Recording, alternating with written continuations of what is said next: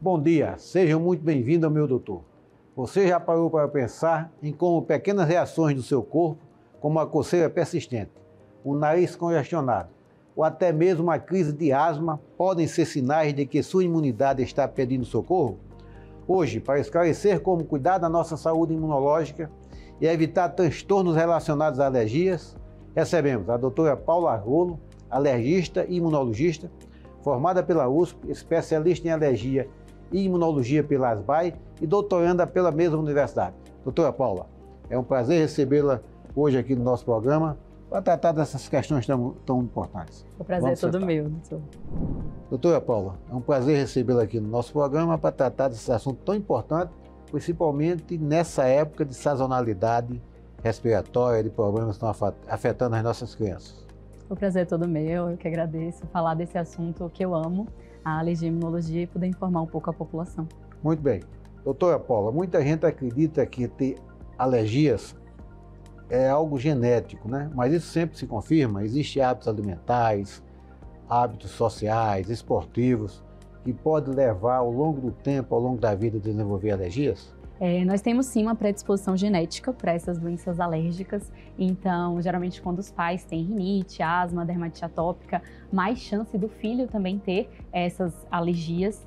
É claro que nós precisamos da predisposição genética e da interação com os fatores ambientais, então medicina não é uma ciência exata, para manifestar essas doenças é multifatorial, né? Então um paciente que tem maior exposição à fumaça de cigarro, à poluição, isso também está relacionado à manifestação dessas doenças. Existem alguns fatores que são muito estudados também para prevenção, como o incentivo ao parto normal, o aleitamento materno, evitar o tabagismo, o uso indiscriminado de antibióticos de largo espectro, principalmente no primeiro ano de vida. Tudo isso é muito importante. Inclusive, com o aumento das doenças alérgicas, existe uma teoria da higiene, né? Que diz que antes o nosso sistema imunológico estava muito preocupado em combater as doenças infecto-parasitárias e com o nosso estilo de vida mais urbano, saneamento básico, a vida no apartamento, pouco contato com a natureza, né, com os bichos, isso pode sim ter ajudado a aumentar as doenças alérgicas. Né? E tem uma época da vida para se manifestar ou pode se manifestar em qualquer época, no adulto, no idoso, ou é só nos pacientes jovens, nas pessoas jovens? Não, a alergia pode se manifestar a qualquer momento da vida. Inclusive, é interessante isso, que alguns pacientes vêm assim, doutor, eu tive uma reação a um medicamento, eu tomei uma dipirona, por exemplo, mas não acredito que seja, porque eu sempre tomei. E, na verdade, a sua história com a alergia começa ali, né? A partir de agora, você provavelmente não vai poder usar e a gente precisa investigar. Assim acontece com o camarão também, com vários alimentos. Então, a qualquer momento da vida, essa alergia pode aparecer. Então, a alergia não é só medicamentosa, a alergia alimentar também, né? Existe. Existem vários tipos. Passar a apresentar depois, numa certa fase da vida. Sim. Sempre usou, sempre gostou, tal, e com o tempo vai se sensibilizando. Exatamente. E apresenta a doença. Isso mesmo. E a rinite alérgica, a danada da rinite alérgica? Eu tenho isso, é um problema. Nessa época do ano eu começo a espirrar e tal. É muito comum a rinite alérgica, então normalmente a manifestação, né? Coriza, espirros, você coça muito, né, o nariz, pode coçar o olho também, aquela obstrução nasal.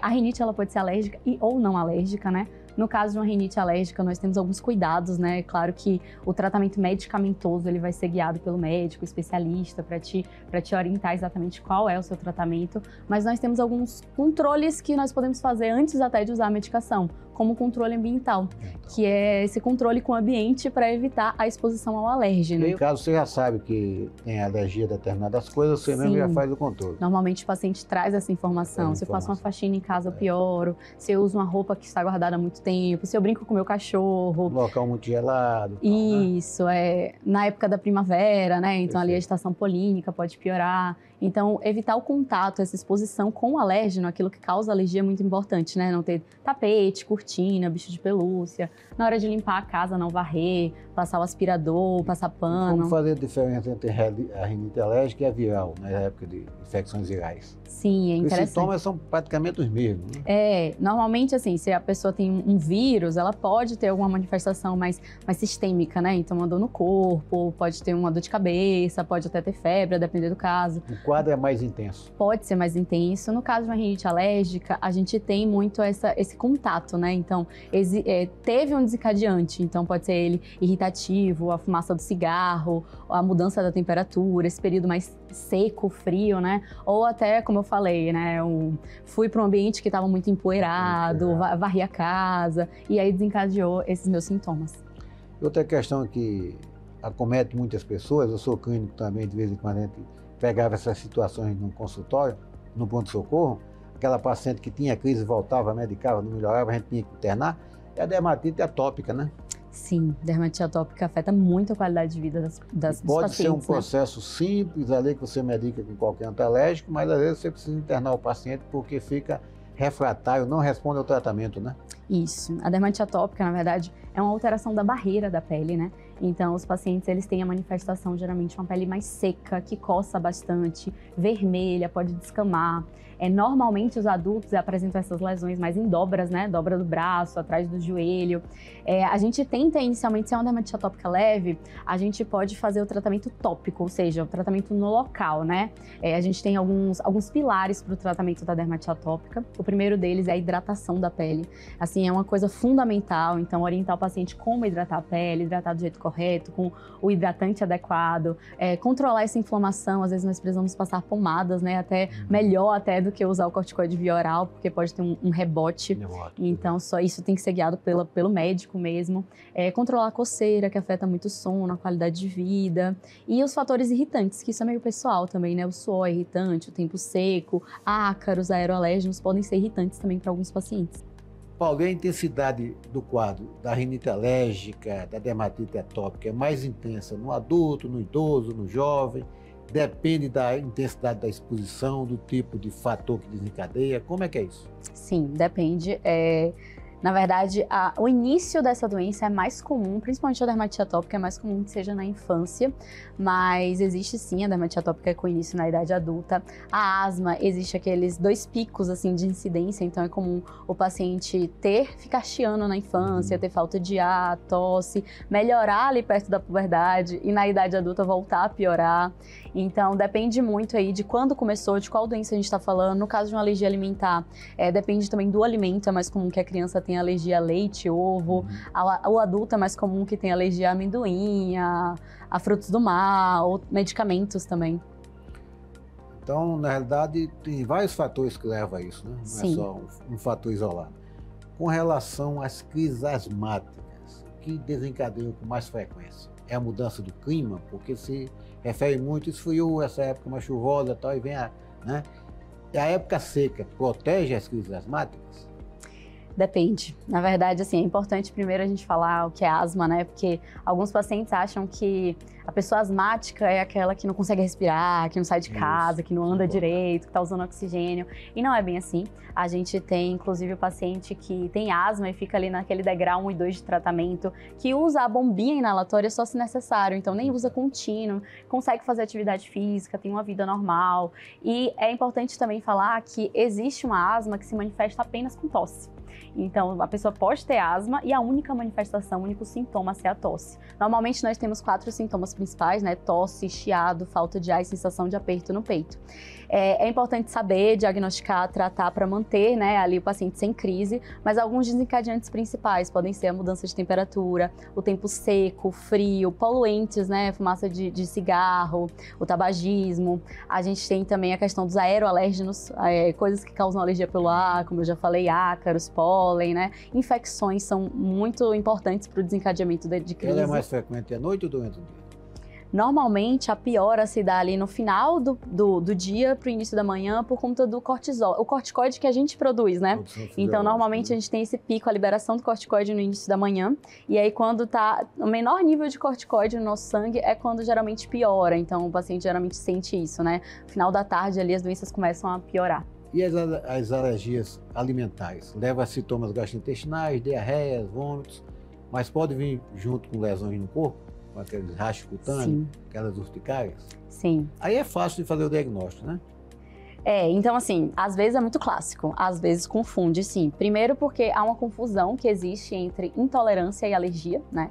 Um grande exemplo é a intolerância à lactose, que na verdade o que acontece é uma falta da enzima que digere o açúcar do leite. E aí, nesse caso, o paciente vai ter sintomas mais gastrointestinais mesmo. Então, dor abdominal, flatulência, diarreia, fica ali com um desconforto. Mas não é uma reação imunológica, não faz parte do sistema imune. No caso de uma reação alérgica alimentar, nós temos diversas manifestações também. Tem um tipo de alergia, por exemplo, que o paciente come o alimento e 4 horas depois vai ter vômitos incoercíveis. Mas o mais comum que a gente fala, assim, é aquela alergia imediata. Então, comeu o alimento e em até 2 horas, no mesmo momento, o paciente tem urticária, placas no corpo, inchaço, falta de ar, pode desmaiar, pode vomitar. Isso a gente chama de anafilaxia, é uma reação generalizada que pode levar à morte, né? Então, alguns pacientes até tomam antialérgico para comer, isso é perigosíssimo, isso pode matar. Mesmo que sua primeira manifestação tenha sido uma coceirinha, na próxima exposição a gente não tem como prever se você não vai ter uma anafilaxia. Né? Exatamente. Perfeito. Doutora Paula, o assunto está muito empolgante, interessante, mas chegamos ao final do nosso primeiro bloco. Retornamos em breve. Você que nos assiste, não sai daí que daqui a pouco voltaremos. Estamos de volta ao nosso programa, ao nosso segundo bloco aqui com a doutora Paula falando sobre as questões de alergia alimentar, dermatite, alergia atópica, etc. Doutora Paula, para a gente fechar a questão das alergias alimentares, como diferenciar aqueles sintomas gastrointestinais, náuseas, vômitos, de alergia alimentar e de uma comida estragada? Sim. Até porque a gente vai culpar o cozinheiro, quando na realidade o problema é do próprio organismo. Sim. Para a gente poder diferenciar, então, quando a gente faz o diagnóstico de alergia alimentar, nós precisamos de alguns critérios. O primeiro é a exposição a algum alimento, e aí quando o paciente come, no caso dessa alergia imediata, que causa anafilaxia, inchaço no corpo, aquilo que a gente falou, esses sintomas ocorrem até 2 horas da exposição. Então, aquele paciente que fala, eu comi ontem à noite, acordei e tive os sintomas, com certeza não foi aquele alimento da noite, foi o alimento que você estava comendo na hora, tá? Além disso, existe uma reprodutibilidade, ou seja, toda vez que eu como aquele alimento, eu tenho. Então, no caso de um paciente que comeu um dia uma comida estragada, mas outro dia comeu e não teve, é diferente, né? Pode ter um período maior para se manifestar. Além disso, no caso de uma alergia alimentar, você pode ter sintomas sistêmicos, então em todo o corpo e não apenas gastrointestinal. Então, a pessoa pode ter falta de ar, chiado, desmaio, o famoso edema de glote. Então, pode ser mais exuberante, né? Reprodutível, tem um tempo de aparecimento, tudo isso a gente consegue investigar um pouco melhor na consulta. Não tem como a gente tirar a culpa do cozinheiro. Não tem. Fica Sim. difícil, né? Existe também, inclusive, intoxicação, né, alimentar. Por exemplo, um peixe que está estragado, né, ele pode ter muita histamina e o paciente come e tem uma intoxicação por histamina e aquilo simula uma anafilaxia, mas na verdade foi um peixe que estava guardado ali há muito tempo, não foi muito bem armazenado. Tá. E agora a gente vai falar sobre urticária, né? Mas antes de falar sobre urticária, qual a diferença entre urticária e dermatite? Os sintomas são parecidos, às vezes idênticos. Como é que a gente separa? Isso é uma dermatite atópica, é uma urticária crônica? Como é que se diferencia isso? Sim, é muito comum mesmo os pacientes, né? Que, na verdade, as pessoas que não são alergistas, né, confundirem mesmo esses sintomas. No caso de uma dermatite, normalmente a lesão é uma pele seca, que coça, vermelha e descama normalmente. No caso de uma urticária, nós temos, na verdade, placas no corpo. Então, a gente tem uma mancha vermelha, mas elevada, você consegue sentir, né? Coça bastante, ela pode vir acompanhada de inchaço, então a gente chama de angioedema, de olho, boca, de algumas partes do corpo. Atingido, né? E Isso. No caso da urticária, a lesão é muito característica de que aquela lesão, ela dura menos de 24 horas. É uma lesão que some sem deixar cicatriz, não deixa nenhuma mancha no lugar. Então, na verdade, o paciente fala, nossa, mas eu tô com isso há um mês, certo? Mas circula aquela lesão. Aquela lesão ali, ela dura menos de 24 horas. Ela sai de um lugar e vai pro outro. No caso da dermatite, geralmente fica, né? Fica dias ali, fica muito tempo, pode deixar uma cicatriz. Então, a manifestação é diferente. É muito importante, inclusive, que o paciente traga fotos para consulta, né? Isso ajuda muito a gente a conseguir ter o raciocínio. E o tratamento? É a base de corticoide, antialérgico, como é que é? Medicação tópica? Sim, no caso da urticária, o principal tratamento é o antialérgico, né? Então, primeiro a gente precisa fazer algumas diferenciações, né? A urticária, ela pode ser uma manifestação de alergia, principalmente se entra naqueles critérios de eu tive exposição a algum fator, e aqui a gente fala principalmente de alimento, medicamento ou veneno de abelha, vespa e formiga. Além dessa exposição, tempo de aparecimento dos sintomas, a reprodutibilidade, e se eu paro aquele fator ou não tenho mais, a gente consegue dizer que é alergia. Mas a partir do momento que a pessoa não tem esse fator, começa a ter um monte de urticária, mesmo sem nenhum fator, né, não tive exposição a nada, aí a gente já entra na urticária doença e não alergia. E aí a gente não tá falando mais de alergia. Aí você tá na urticária crônica. Depende do tempo. Então, a urticária, sem ser uma manifestação de alergia, a gente pode falar da urticária aguda, que é o paciente fica tendo aquelas manchas, né, na pele, aquelas placas, por até 6 semanas. Normalmente, isso pode ser desencadeado por uma infecção. Então, o paciente teve um resfriado, teve algum vírus, bactéria, e aí isso ativa o sistema imunológico e fica desenfreado aí por até 6 semanas, tendo urticária. Passou as 6 semanas e melhorou, urticária aguda. Passou das 6 semanas e o paciente continua com urticária, aí a gente entra na urticária crônica. E uma coisa importante também é o fator emocional. Ele é importante para desencadear dermatite e urticária. Os dois. Isso inclusive, um fator, né, que muitos pacientes chegam, inclusive, tendo diagnósticos errados. A alergia emocional é um mito, na verdade, né? A alergia tem uma causa, ela tem um motivo para acontecer. Os fatores emocionais, então ansiedade, tudo assim no nosso psicológico pode ser um gatilho e um fator de piora dessas doenças alérgicas, mas não é a causa. Tá? Então, alguns pacientes vêm assim até com um tratamento mais retardado, porque ficam achando que é emocional, e não é bem assim, mas pode piorar as duas. E por falar em tratamento, a gente usa antialérgico, usa corticoide e tal, se fala muito e se usa muito corticoide nessas crises. Como é que o manejo do corticoide? Porque o corticoide pode levar a obesidade, pode levar ao desenvolvimento de outras doenças. Então, qual a moderação disso aí? Então o corticoide, de fato, tem muitos efeitos adversos. O que a gente não pode, na verdade, é usar desenfreadamente e também ter medo, né?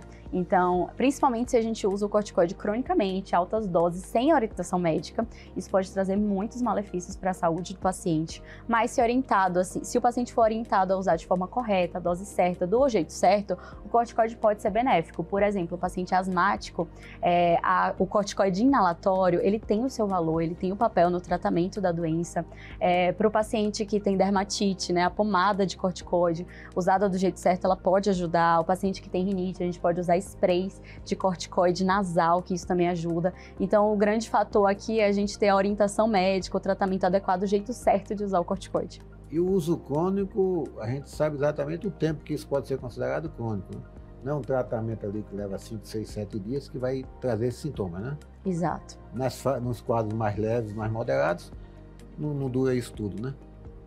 Eu não entendi. Eu digo a duração do tratamento. Aquele tratamento de 3, 4, 5 dias, 6 dias de corticoide. Oral que você diz, né? Oral é até top, não vai levar a dependência nenhuma, né? Não. A grande questão do uso de corticoide é se a gente faz doses altas, mesmo que seja por curto período, mas várias vezes ao ano, isso pode influenciar na saúde do paciente. Se a gente faz doses até mais baixas mesmo, mas está usando por um período muito longo, ou do jeito errado, na verdade. Se a gente faz um tratamento tópico, ou seja, no local, normalmente isso tem menos efeitos adversos, né? Então, usar a bombinha, usar o spray, é melhor do que usar o oral ou injetável, que isso sim vai ter ação em todo o corpo. Então, é sempre melhor a gente direcionar o tratamento. Doutora Paula, vamos falar agora um pouco sobre deficiência da imunidade. E quando se fala em deficiência em imunidade, a gente pensa naquelas doenças graves, né? Muitas pessoas convivem com deficiência imunológica, não sabem e tal. Quais são os sintomas? Quando isso deve alertar para procurar um imunologista? Às vezes o sintoma confunde com sintomas de outras doenças. às vezes é um sintoma inespecífico e, na realidade, você está desenvolvendo uma doença imunológica. Sim. Então, quando a gente fala de problemas na imunidade, a gente tem alguns sinais de alerta para procurar. As doenças autoimunes, né? Na verdade, a doença autoimune é quando o seu próprio corpo está atacando algo do seu próprio corpo, né? Mas a doença... dermatologia são doenças imunológicas, mas não necessariamente quando você tem produção de anticorpos. Isso, a gente tem vários defeitos na imunidade, desde defeitos nessa parte humoral, que é o desenvolvimento de anticorpos, né? Mas nós temos também outros defeitos da imunidade, inclusive da imunidade inata, outras partes do sistema imune. E nem sempre é uma questão autoimune, às vezes é questão de deficiência ou alguma parte do sistema imune que está funcionando a mais. Então, na verdade, o que a gente quer é que haja um equilíbrio, não ter aí nem uma coisa que funcione a mais nem a menos. A gente tem alguns sinais de alerta para pensar nisso, né? Se a pessoa tem algum problema na imunidade, principalmente se a pessoa tem infecções graves, recorrentes, atípicas, se tem uma asma grave, episódios de pneumonia, abscessos na pele, diarreia crônica, a criança, se ela tem dificuldade de ganho de peso, de crescer, se tem um histórico familiar de algum problema na imunidade, né? Tudo isso é muito importante. Na dúvida, sempre procure um imunologista, que é o especialista na imunidade, para poder investigar, esclarecer isso. Mas, assim, as doenças autoimunes pode ser um sinal para a gente que o sistema imune está desregulado, que ele está realmente desenfreado e que a gente precisa investigar se tem algum defeito mesmo na imunidade. Perfeito. E o uso das vacinas? Elas protegem melhor a imunidade, evita essas doenças? Como é que é hoje a experiência com o uso de vacinas? A vacina é excelente, né? Na verdade, é um treinamento do sistema imune. A ideia é que você coloque aquele patógeno e desenvolva uma imunidade, uma proteção contra ele sem gerar infecção. Então, isso é excelente, é um grande ganho para a gente, é uma forma de treinar o sistema imune mesmo. Então, muita gente quer aumentar a imunidade e a vacina é uma excelente forma para fazer isso. Perfeito. Além dos medicamentos, para tratar sintomaticamente, tem como prevenir, além dessas medidas que você faz de asseio, de limpeza, quando é um fator específico? Sim. Qual a prevenção além dessas questões? Quando a gente fala da questão imunológica, assim, muitos pacientes vêm, né, querendo aumentar a imunidade. E o que a gente quer é isso mesmo, que seja um equilíbrio. Não existe uma fórmula mágica pra gente fazer isso, ó. Deixa eu te dar um remédio pra aumentar a sua imunidade, isso não existe, tá? Não existe soro que vai aumentar a imunidade da pessoa, isso é um mito também. A gente não consegue fazer dessa forma. O que a gente precisa é ter um estilo de vida saudável. Uma alimentação saudável, não ter deficiências hormonais ou de vitaminas, fazer exercício físico, não ter tanto estresse, dormir bem, e as vacinas também vão ajudar nisso, além de controlar as doenças que já existem, né? No geral, é uma qualidade de vida saudável. Exato, um estilo de vida saudável, controlar suas doenças, né? As doenças alérgicas, inclusive, quem tem rinite descontrolada, asma descompensada, pode ter mais infecção, então se a gente controla essas doenças alérgicas, ajuda. Controla e Exato. evita o adoecimento e evita... É uma coisa sistêmica mesmo, assim, você tem que ver o global do paciente, não dá só para olhar o nariz, o pulmão, tem que olhar o paciente como um todo, né? Perfeito, doutora Paula. Chegamos, infelizmente, ao final do nosso segundo bloco. O assunto é importante, interessante, e em outro momento a gente volta a tratar dele aqui. Infelizmente, nosso tempo é limitado. Agradecemos mais uma vez a sua presença aqui e gostaríamos que você colocasse à disposição de quem nos assiste, suas redes sociais, seu consultório, as informações que os colegas e as pessoas que nos assistem possam lhe encontrar. Imagina, foi um prazer estar aqui, eu amo falar desse assunto e poder informar a população, né? O meu Instagram é @DRA_Paula_Argulo, eu atendo na Asa Sul, o número da minha secretária é o 6137703771. Será um prazer poder conversar sobre isso. Muito obrigado mais uma vez e obrigado a você que nos assiste e até o próximo domingo aqui no Canal 6 TV Brasília, às 13 horas. Um abraço e até lá.